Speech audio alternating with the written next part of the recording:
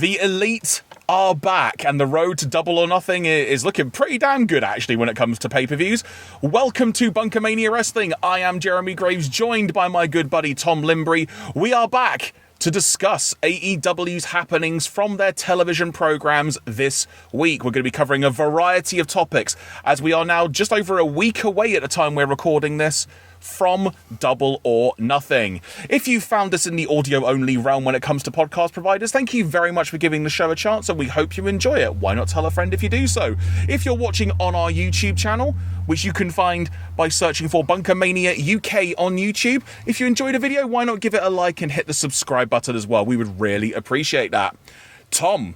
Hi. A lot has happened on AEW television this week. We're going to start things off with the Elite being back together now. We had that great little reformation at the end of Dynamite, which came about because Don Callis was going to do a promo explaining his actions, of which we got, maybe 30 seconds of him explaining it, and then Omega came out, a big pull-apart thing, the Blackpool Combat Club came out, eventually the Young Bucks came out, who had been beaten down earlier in the evening in the show in the car park, and this led to all four members of the Elite, because Hangman Page made his return to television, eye patch and all, and he stood tall with the Elite, went down, we had a big brawl, and the show went off the air with Anarchy in the Arena being announced for Double or Nothing.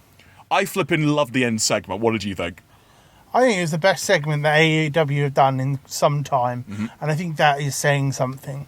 When Adam Page came back out, I think everyone could have kind of figured that out, that that's what's going to happen. But I still found it really cool. And like them four being back together just makes a lot of sense. Yeah, in terms of long-term storytelling, it is such a great piece of storytelling they've done.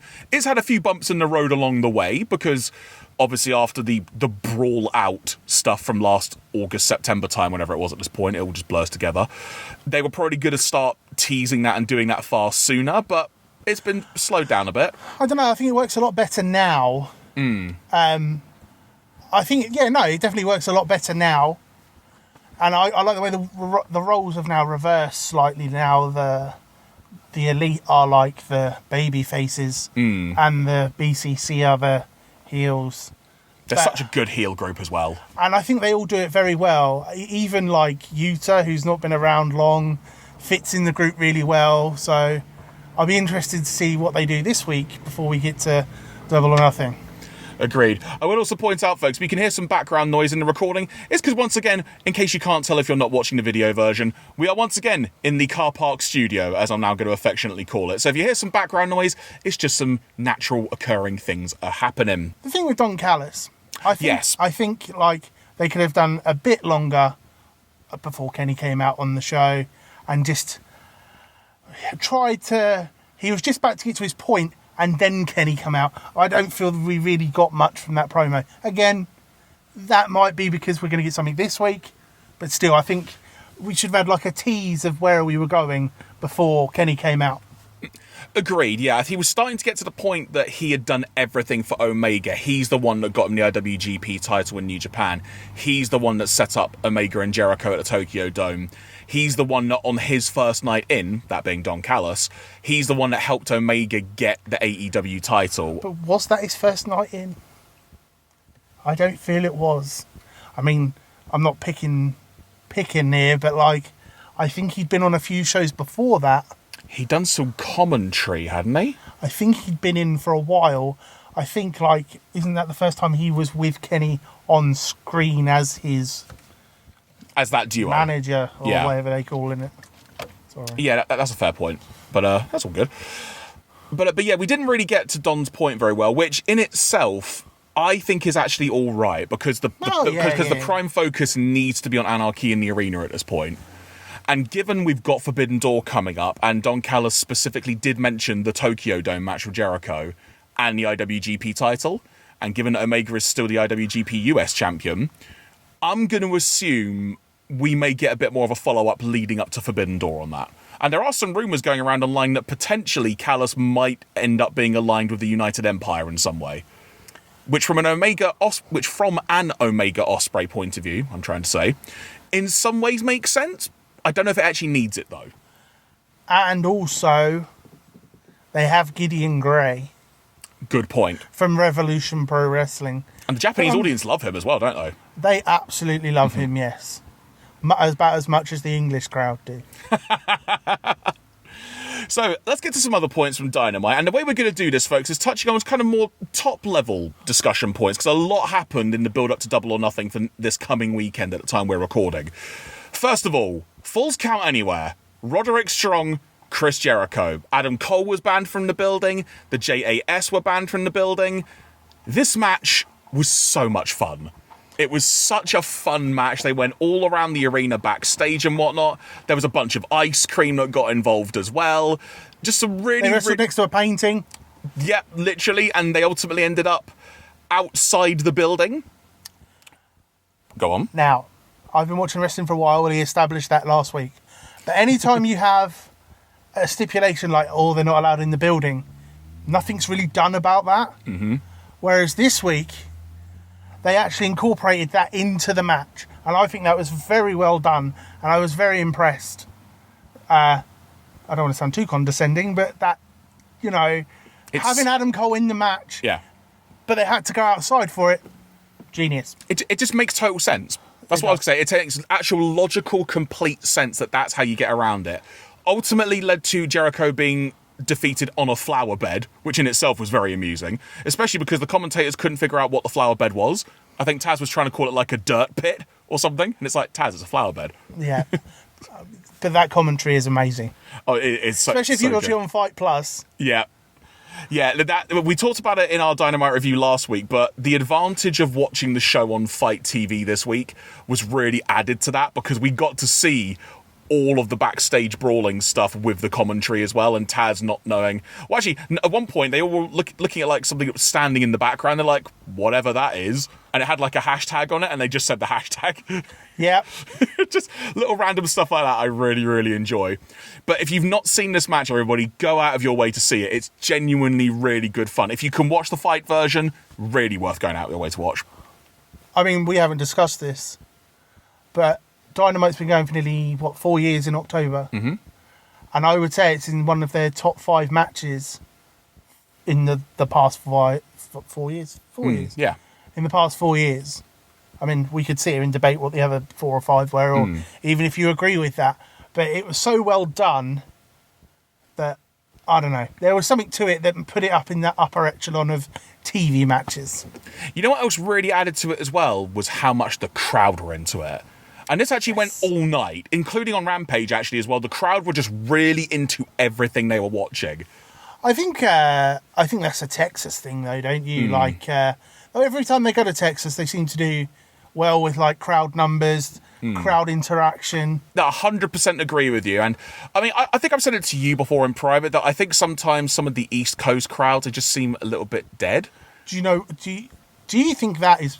I mean, this is going off on a bit, but okay, let's go with that. At the same time, like, other promotions, WWE, indies, whatever, and there's so much you can watch now, streaming and stuff. Do you think the East Coast gets battered with live events to where, like, they want to go and they turn up, and I mean, but you see it and you're like, oh, they don't seem that bothered, like... Just kind of almost overexposed.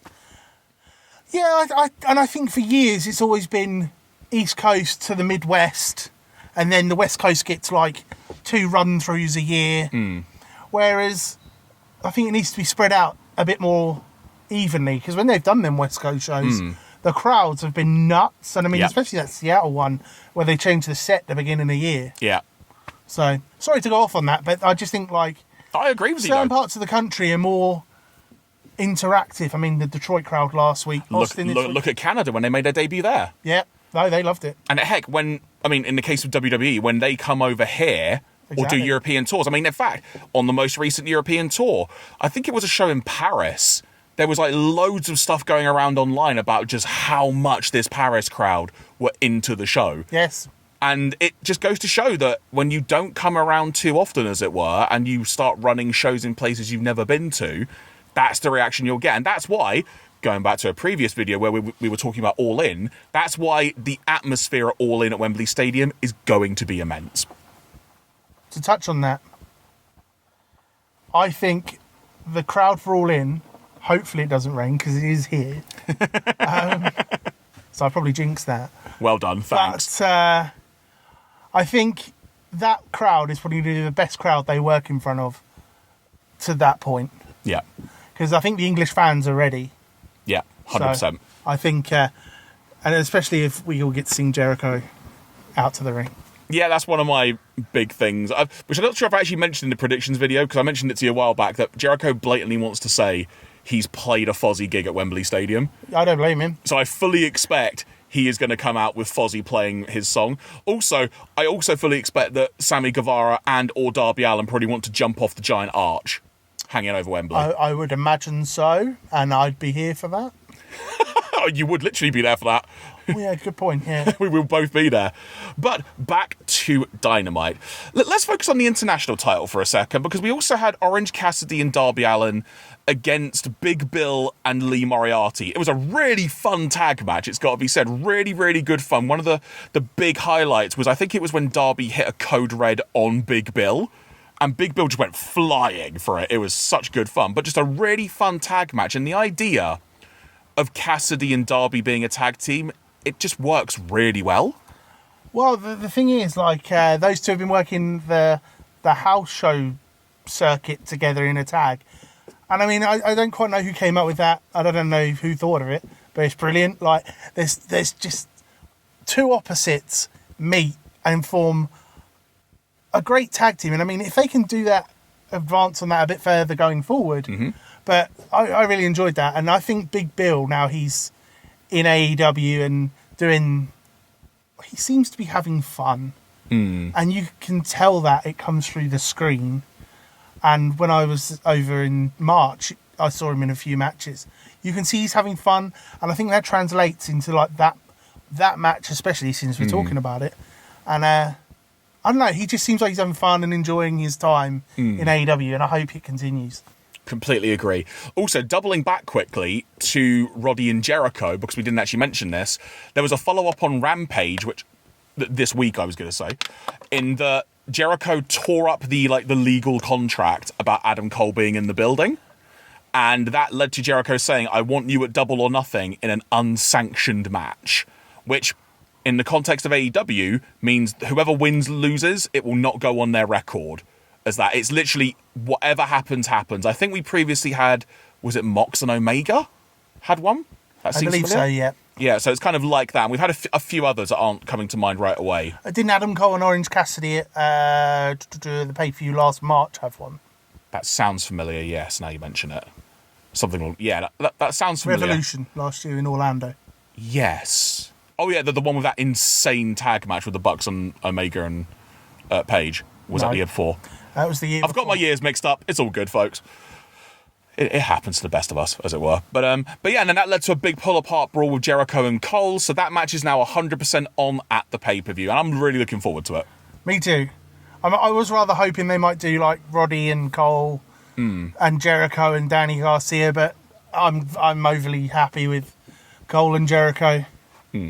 So back to the Orange Cassidy thing. The reason I wanted to bring that up was when it comes to the international title picture, we sort of alluded to it in our review of Dynamite last week, that it's just a really, really great title reign at the moment. Just really, really good fun.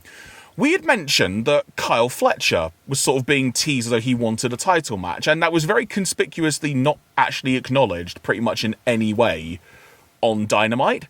But then what was set up was that Cassidy basically went, look, there's loads of people that want to challenge for this belt. I'll take on anyone. Bring them all on, go talk to Tony Khan. And over a series of backstage interviews, we just gradually found out, 20 people want a title shot, which I thought was just a great number. And Cassie just like, oh. Well, my theory on this is because every time they've run Vegas or a show or a pay-per-view, they've done like the casino thing. Yeah. The Battle Royal. So they come out in different packs. I'm hoping that's what we're going to do this time. And I'd be very interested to see if that doesn't lead into a bit of Forbidden Door makings. But I have there's a question that I want to ask. Go on. Is Orange Cassidy the most consistent wrestler at the moment on the AEW roster? He wrestles every week. He has a strong match. And you can always guarantee that you're A, going to really enjoy it, and B, you're going to get a great match. And at the moment, I think Orange Cassidy is the MVP of AEW. I think that's a very fair shout. I'm sure there will be some critics out there, perhaps old-timers you might say, who would vehemently disagree with that statement, but just because Orange Cassidy can be quite polarising. But I love this Orange Cassidy title reign, and I agree with you. He is so consistent. And I love this extra development. It's just like, yeah, right, 20 people, Battle Royal. There's normally like a Battle Royal. Let's call it like a Blackjack Battle Royal. To change it up. But he also asked Renee if she wanted to be in it, and she declined. She did pause for a moment and think about it, though. I think that would have been interesting. Which is a fun moment. Get her husband to come and join in. And of which, actually, mentioning the Battle Royal, I think so far 2 people have been officially announced for it, because on Rampage, in one of those QTV segments, they basically kind of alluded to the fact of, yeah, we're going to be in it. So one of Seams and QT Marshall and Aaron Solo are going to be in it. And I think Hobbs is in it. He wasn't properly acknowledged, but I think he will be. It wouldn't surprise me, and especially given how they did kind of also allude to the fact that, yeah, we're kind of the reason he's front and centre on the Collision promotion. Yes. So there's some good stuff about that. I could see them bringing in someone, I don't know, to like debut or, stay over for a month and do the lead up to Forbidden Door. But I'm just a huge fan of Orange Cassidy and always have been, and it seems like he's doing himself justice now on national television. So Completely agree. But talking about Kyle Fletcher, he is going to have a title match against Cassidy this Wednesday on Dynamite. That was announced on Rampage, so Cassidy defending the belt twice in just a few days, essentially. It almost makes me wonder if this might be the final straw for Cassidy as champion. Like, that Battle Royal, I reckon he might get past Fletcher, because I think I don't know, maybe he won't, maybe he'll try and go in the Battle Royal to claim it back if he were to lose it. But there's just that element of me thinking, unless it is casino rules and he's like the final person to come out, or maybe he faces the winner, maybe that's one way they'll do it, to try and even it out a bit. This seems perhaps a logical time for the odds to be way overstacked against him. I still think after Double or Nothing, he'll be champion, because it makes a lot of sense. But that's a thing for another show. That's a thing for another day, as it were. So, mention Darby Allin. Let's focus on the main event of Double or Nothing. Well, what we perceive to be the main event at Double or Nothing. There'll be a separate video coming out about that in a few days, so make sure you stick around for that, folks. But the world title match at Double or Nothing is not actually something we spoke about in detail last week when we were reviewing Dynamite. We've got the 4-way match: MJF, Jungle Boy, Darby Allin, and Sammy Guevara. Now, in the past few weeks, we've had sort of the whole buddy-buddy thing with MJF and Sammy Guevara. That's now broken down completely. Sammy's kind of behaving a bit more like a babyface and such. Jungle Boy had to have a match against Roosh on Dynamite, which... That was amazing. I really, really enjoyed the match. I've seen some interesting criticism of it online, which does bring about some interesting... don't worry about that. Oh, no, but in terms of debate, because what's the direction for Jungle Boy? Because Darby, obviously, very much babyface. That's obvious. Sammy, it feels like they're trying to make him more like a babyface. He's tweeny. Yeah, but where does Jungle Boy sit in this? Because that match with Roosh was brutal. And I would describe it more that he survived Roosh. Because he basically just he won because of a quick roll-up. I think they're in a direction to turn him the other way. But I think that's for something a bit further down the road. But at the same time, if anyone's going to win that 4-way, I think it should be Jungle Boy, because he has the most potential out of the 4 to carry the company going forward. As champion. Yes. Yeah, it's... But I do love Roosh, he's very good. Roosh is awesome, but so what's the way to articulate this? The thing that's confusing is, out of all 4 people in the match, Jungle Boy is the biggest anomaly to me at the moment. Because it's like, I can't figure out where he stands in the equation, because Darby and Sammy seem to have a bit of an understanding now. It's kind of like a begrudging, all right, you know what? In fact, I think they actually had a little segment backstage where they just said, above all else, whether we like or hate each other, respect each other or not, MJF must not leave that pay-per-view with the belt. So, where does Jungle Boy sit in this? Because he had that thing backstage a few weeks ago before the big tag match when Jungle Boy was teaming with Darby, where MJF went, hey, look, you're really freaking good. but you're not there yet. You're not at that top level, as it were. But if you were aligned with me, maybe you could get there. So I'm wondering, is there a possibility that Jungle Boy might align himself with MJF? Maybe in what I'll call a faux heel turn, where maybe he turns heel for a little bit, but it's actually just a scheme to try and get the belt off him. I could see that happening because just as you were speaking then, it makes a lot of sense that MJF pays off Jungle Boy. So Jungle Boy screws whoever at the pay-per-view and MJF walks out champion. Because, I mean, I think that's ultimately where they're going with that. Something along those lines, anyway.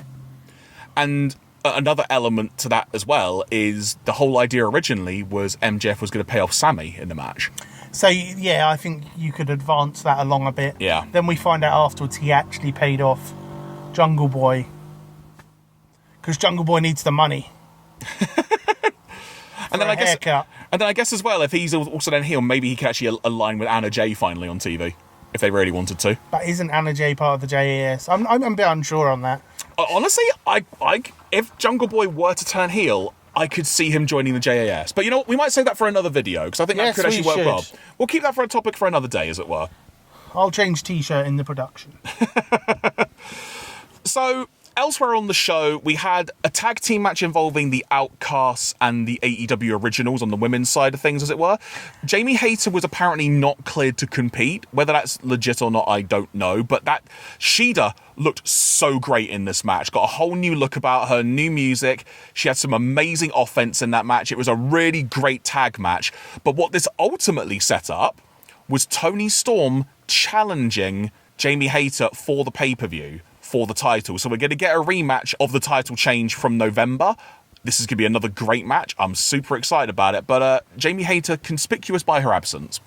I think she was legitimately injured, actually. Yeah, because they did the thing with like her injuring her shoulder in a tag match. Yes. And they've sort of played that up on and off. But it's very rare that a match gets announced for Dynamite and it is changed kind of on the day of. But they did that twice last week because there was another match that was changed. Good point. Now you mention it. I don't know. I was kind of hoping they might do more of a 6 women's... Just a trios match. Trios match at the pay-per-view instead of just doing a women's title match. But I suppose you have to have the title defended. So they could do the 6-lady challenge at, the following Dynamite. Yeah. I don't think it's announced for this week's Dynamite, but we'll probably get to that in a moment. Yeah, we've got a bit of a rundown of what's been announced. Elsewhere on the show, Wardlow and Christian are going to be having a ladder match after Wardlow was brutally attacked, as it were, by Luchasaurus in the opening segment of Dynamite, which was a little bit strange in terms of placement. Arn Anderson was backstage, it turns out, but that was at the request of Wardlow not coming out with him. We're going to have a ladder match at the pay-per-view. So do you know what? This will be interesting to watch. It doesn't need to be a ladder match. I think they've sort of jumped the gun a tad. I think we could have had a straight match first and then gone into the ladder match. Sorry, just escalate it further. Yeah, I think you could have started a bit lower down the ladder, so to speak. But yeah, I think they've sort of jumped in a bit there. And I think, honestly, I'd like to see Wardlow against someone else, but I can kind of see what they're doing here. I think it more leads to Wardlow v Luchasaurus, and then like the $1 Million Man back in the... Yeah. He paid someone to get him the world title. So Luchasaurus wins it on behalf of Christian type thing. Yeah, I think that's sort of kind of where you can... They're navigating towards something similar to that. I mean, it's, different. It's been done before, but everything in wrestling has been done before. No, you're not wrong, are you? And then I suppose the only other thing to note from Dynamite specifically is the fact that FTR just jumped Jarrett's crew when they were all coming out for a promo. Sanjay Dutt had a couple of guitars, each with like Dax and Cash written on it. But the biggest story of the match, of this segment, is the fact that Brawl went to the ring. There was a lot of fighting going on, but ultimately this led to the debut of Karen Jarrett in AEW, who is now obviously aligned with Jeff, Sanjay, Satnam, Jay Lethal, that is. No Mark Briscoe in this segment at all, but they did show some footage indicating after the segment had ended last week that Mark was not happy with Dax. So they're playing up the whole special referee thing for the pay-per-view, but Karen Jarrett's in AEW.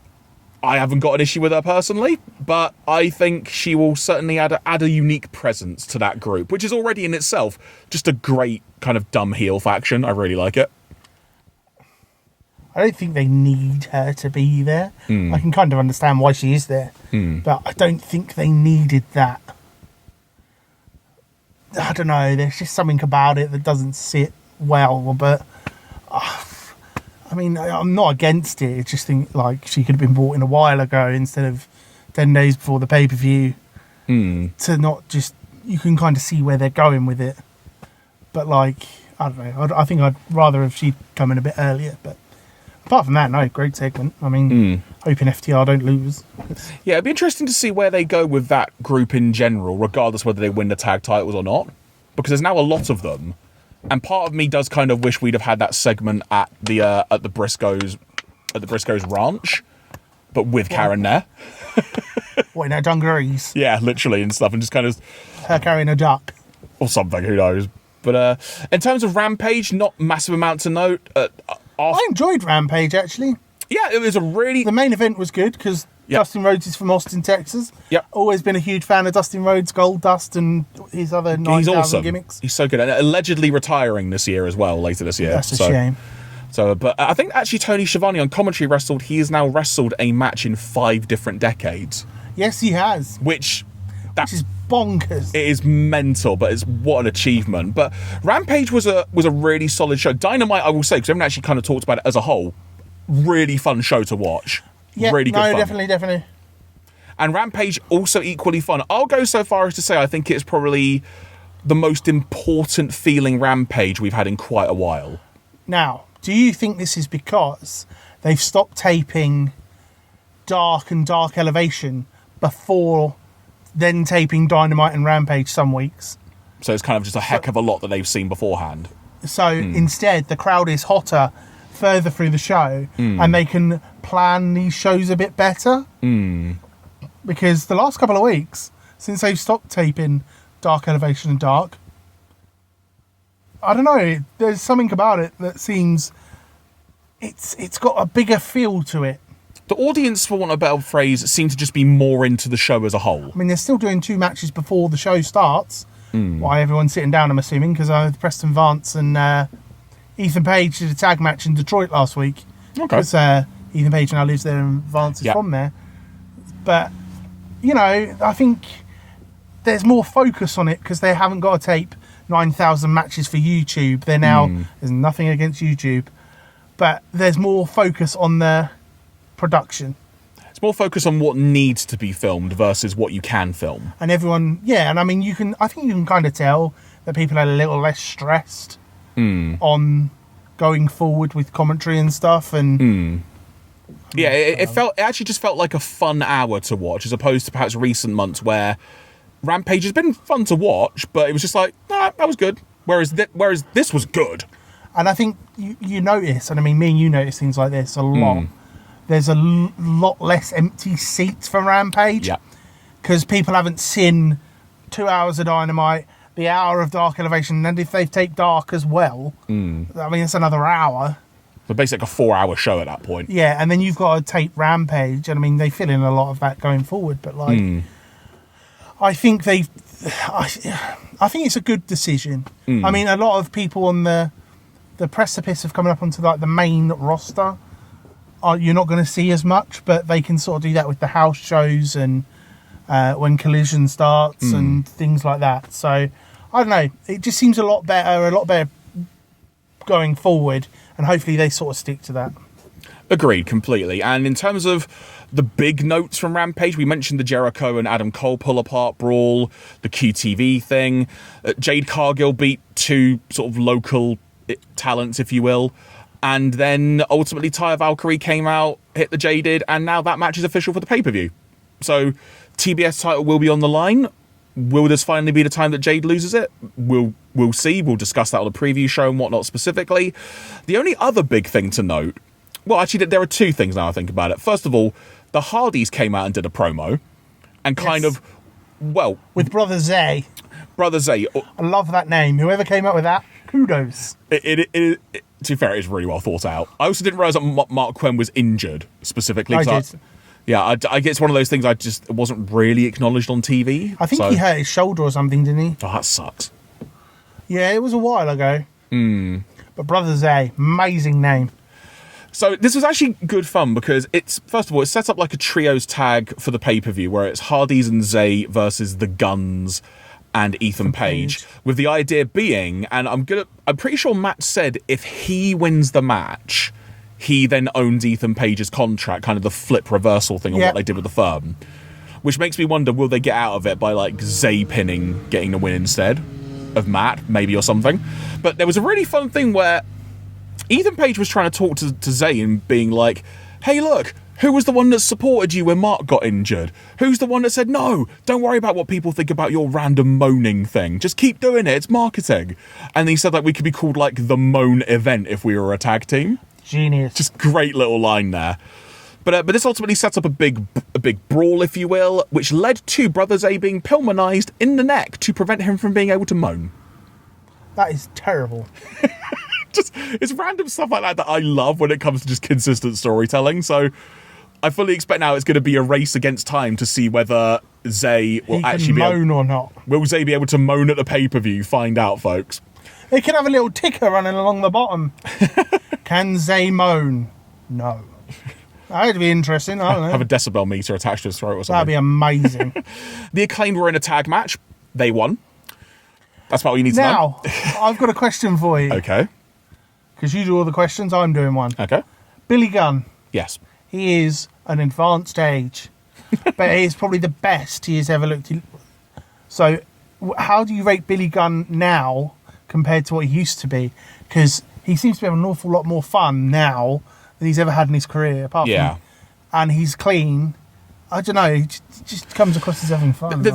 We've said it ourselves together. I think we may have said it on camera last week. You can always tell when someone, be it watching them in the ring or on commentary, is having fun. You can't fake... Like Big Bill earlier when I mentioned that. Yeah, you can't fake fun as an emotion. You can act it very well and kind of, maybe mislead people you're actually having fun. But genuine emotion is something you can just tell. It's like the crowd. You could tell they were genuinely really into the show. Yes. Yeah. There's kind of that level of difference. But yeah, Billy Gunn, the Acclaim thing is just such good fun. Yes. That's what it is. It's just, it is weird how they've just kind of fallen away a little bit. I think, and this is merely a prediction for me, and I haven't told Jeremy this beforehand, okay, that because we've got House of Black v Metal League, AR Fox and Blake Christian on Wednesday. Correct. I think that then leads to the Acclaimed and Billy Gunn v the House of Black at the pay-per-view or the pre-pay-per-view. Yeah, as part of the pay-per-view day. Yeah. Yes. I think that's where that goes, and I think that's probably the right way to go with that, to be fair. Yeah, I completely agree. And also just be an interesting match as well. Like, what will the house rule be element? No weird witches. That just needs to be the tagline for everything.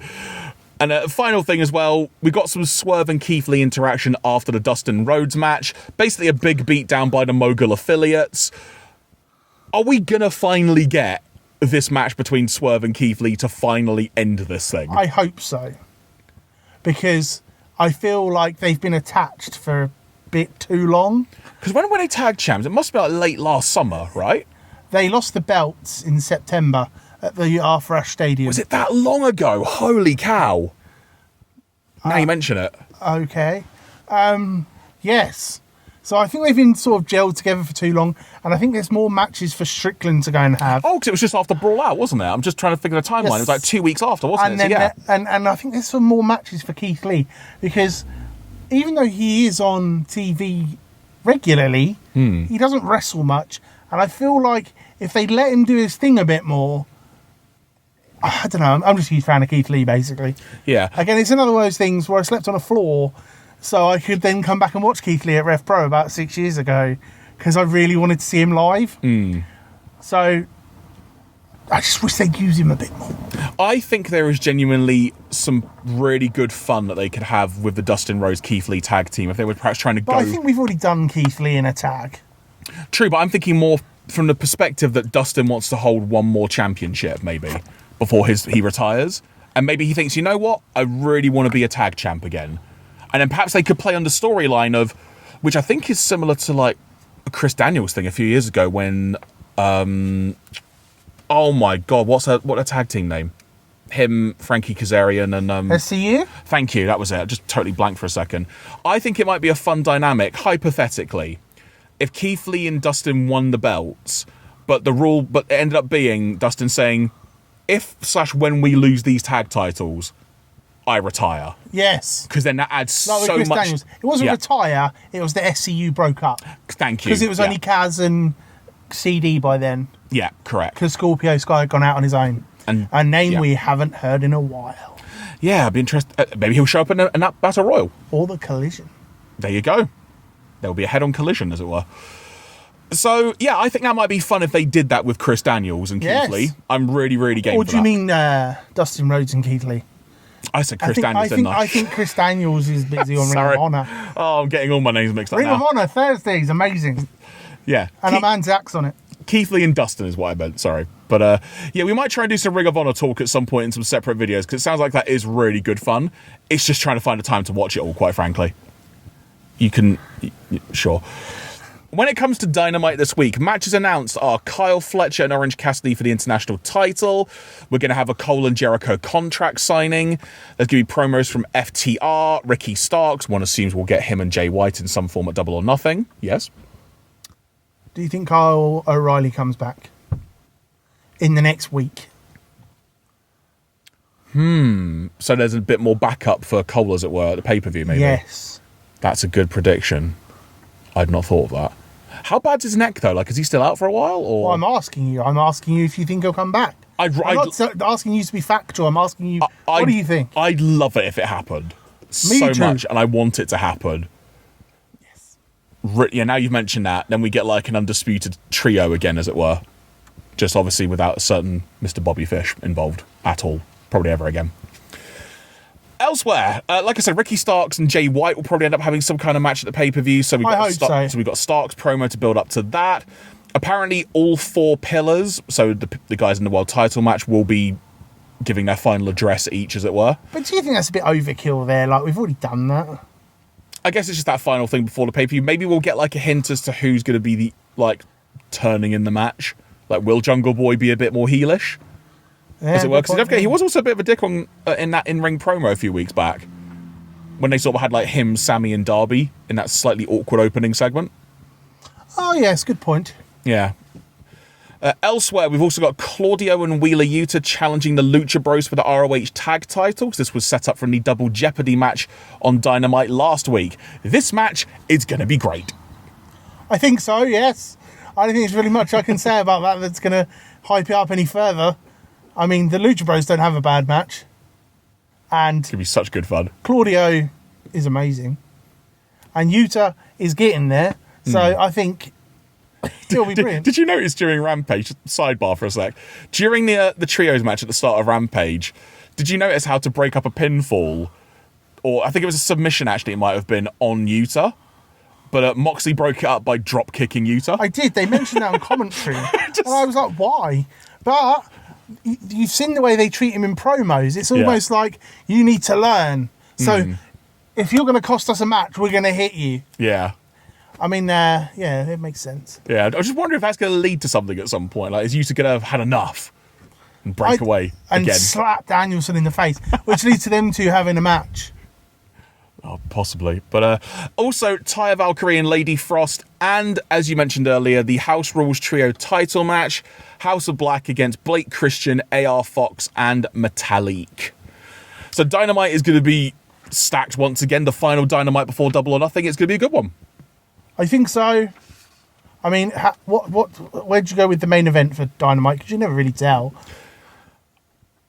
Honestly, out of those, I imagine that the Pillars segment will probably be the main event segment. But in terms of the match, yeah, I'm going with the match. It's either going to be it'll probably be the trios match because I